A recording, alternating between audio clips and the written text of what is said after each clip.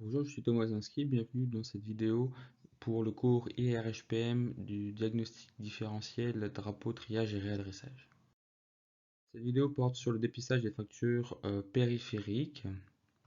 Fractures périphériques parmi lesquelles les premières à dépister sont évidemment les fractures cheville-pied, qui a une forte incidence des traumatismes de la cheville qui sont vus en kinésithérapie. Nous avons un accès direct dans le cas de ces traumatismes.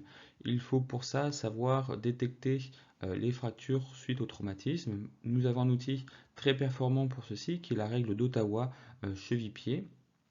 La règle d'Ottawa est une règle qui a été décrite et faite dans le cadre de traumatisme direct ou indirect de la cheville, c'est-à-dire une torsion de la cheville, traumatisme indirect, ou un coup, ou un choc, quelque chose qui tombe sur le pied ou la cheville, traumatisme direct. La règle a été validée chez les patients qui vont aux urgences, donc il faut que le traumatisme soit suffisamment important pour suspecter un problème de fracture. Euh, et qui n'ont pas de lésions cutanées, parce que nous avons à faire la palpation et donc la règle n'a pas été étudiée dans le cadre des lésions cutanées, parce que ça aurait perturbé son interprétation. Ce que nous pouvons retenir, c'est que les patients qui ont un traumatisme direct ou indirect, et que nous les voyons dans la semaine suivant ce traumatisme, si les personnes ne peuvent pas faire 4 pas, il faut les réorienter. Si elles peuvent faire 4 pas, nous allons passer à la palpation de repères osseux pour détecter une douleur. Les repères sont au nombre de 4, 2 pour la cheville, 2 pour le pied. Les 2 pour la cheville sont la pointe des malléoles et le bord postérieur, 6 cm sur leur bord postérieur. On ne prend pas le bord antérieur, évidemment, à cause des risques de confusion avec les douleurs liées aux entorses et lésions antérieures des ligaments, enfin les ligaments antérieurs.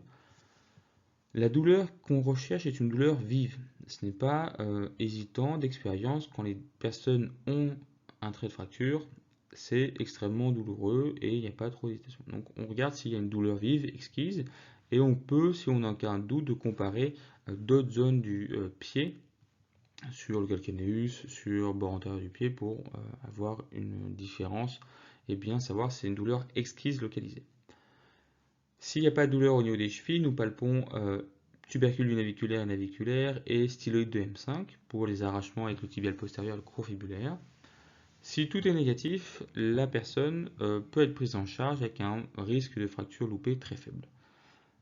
Petit point, certains parfois diront qu'il faut utiliser aussi l'âge comme indicateur. Ça a été développé, enfin c'était vrai dans la première étude qui a développé la règle. Les études suivantes ont montré qu'en fin de compte, le facteur de l'âge n'était pas très intéressant pour le diagnostic. Donc on retiendra principalement les 4 pas, pour avoir 4 fois poser le pied au sol et la palpation de ces repères osseux. Si la règle est négative, on s'attend à un ratio de ressemblance de 0,14, donc très bon, et positif 1,31, donc assez faible. Ce qui fait de cet outil un outil d'exclusion. Si tout est négatif, le risque de fracture est faible. Ce qui est intéressant, c'est que la règle a les mêmes qualités métrologiques chez l'adulte et chez l'enfant marchant à partir de 5 ans. Et on estime environ qu'on passe d'une probabilité de 15-20% de fractures quand les patients vont aux urgences après leur traumatisme à environ 1%, 1 à 2% selon les études, ce qui en fait un outil extrêmement intéressant à maîtriser parce que si tout est négatif, le risque est très faible. Si par contre un patient détecté comme négatif avec la règle d'Ottawa ne s'améliore pas rapidement, évidemment, on pourra redemander une radiographie pour un risque de faux négatif. Mais cette probabilité reste très faible, donc on peut pratiquer en pratique clinique si la règle est négative. Le pendant de la règle d'Ottawa pour la cheville, la règle d'Ottawa pour le genou, qui reprend le même principe. Un traumatisme récent, 7 jours, maximum 7 jours, pas de lésion cutanée dans les études parce qu'on a le problème de la palpation osseuse, et des personnes qui ont un traumatisme direct ou indirect du genou. Traumatisme suffisamment grave pour se supposer qu'il y a probablement un risque de fracture non négligeable et se demander si nous l'envoyons aux urgences pour une radiographie. Si la personne ne peut pas faire 4 pas, comme pour la cheville, on demande une radio. A l'inverse de la cheville, le facteur âge reste sensiblement intéressant, avec toutes les personnes qui ont plus de 55 ans, en cas de traumatisme suffisamment important pour avoir une inquiétude, doivent passer une radiographie. Si la personne a moins de 55 ans et qu'elle peut faire ses 4 pas, nous allons palper la patella et la tête de la fibula. Si ces palpations n'évoquent pas de douleur, dans ces cas-là, il faudra mobiliser le genou et essayer d'avoir 90 degrés. Si une douleur est provoquée et empêche d'aller à 90 degrés, dans ces cas-là, nous demanderons une radio.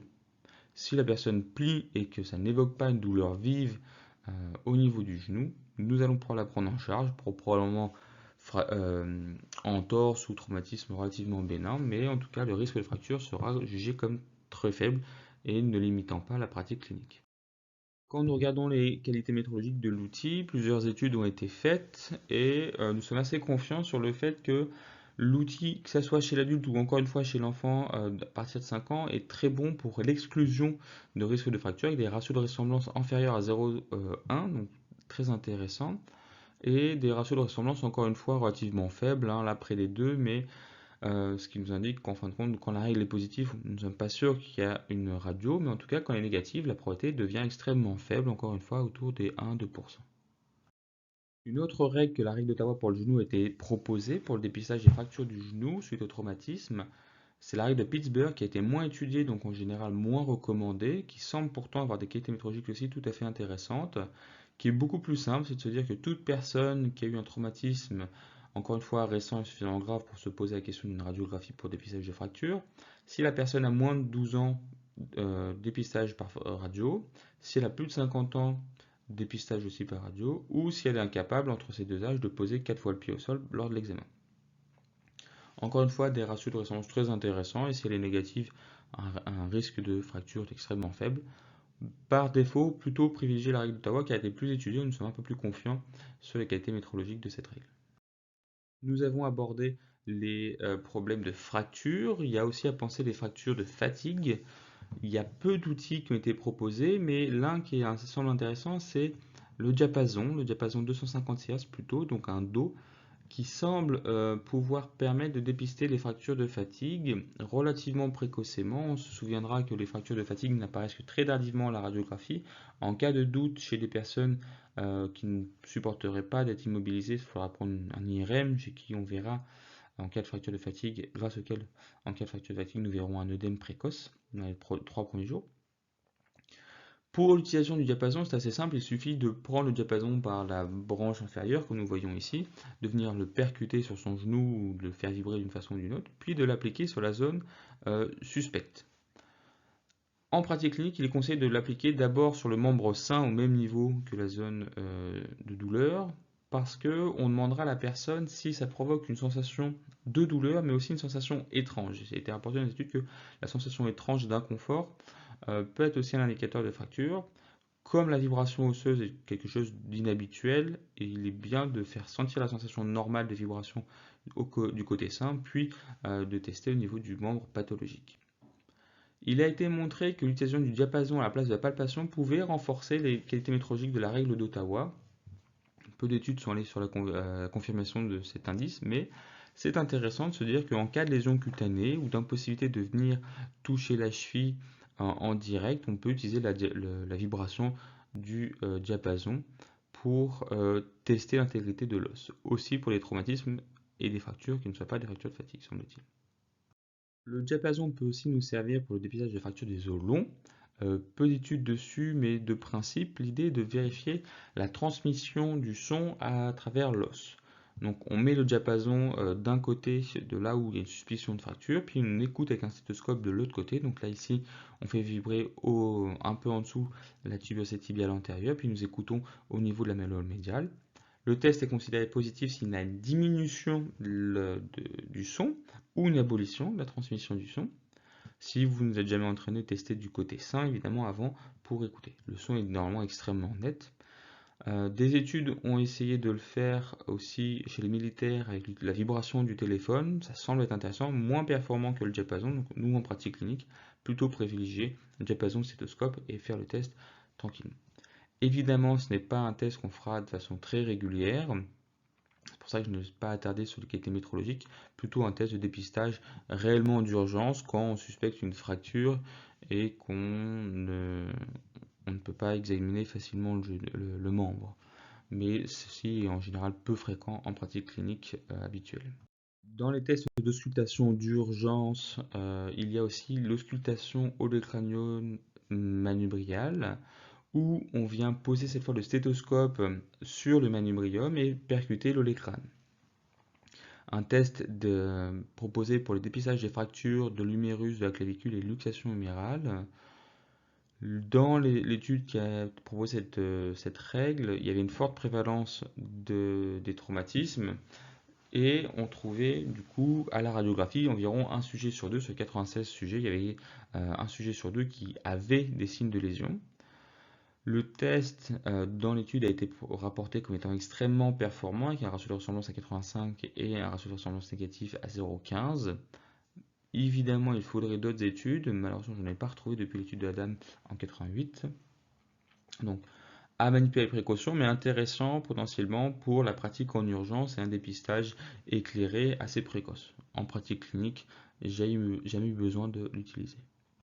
Le pendant du test d'auscultation manubriale olecrane est le test d'auscultation patello-pubien. Même principe, dépistage des fractures du fémur ou luxation hanche et lésion du pelvis. Plus d'études dessus, enfin, deux études et une revue, celle de Rahman 2013. Ce qui a été montré, c'est que globalement, les deux études originales sont d'accord pour dire que c'est un très bon test de dépistage de ces fractures. Encore une fois, plutôt chez les patients avec des traumatismes importants et des urgences, avec des études avec des prévalences extrêmement fortes, comme ici 85% pour l'étude de Kunifev de 2008, qui était pratiquée dans plusieurs centres au niveau des stations de ski, principalement pour le cas de lésions au ski. Donc l'idée est de venir percuter la patella, on maintient la patella pour éviter qu'elle bouge et que sa percussion vienne bien faire créer un son dans le fémur et on écoute si le son remonte jusqu'au pubis. S'il y a diminution, abolition du son, on considère le test positif et la nécessité d'une radiographie ou IRM d'urgence.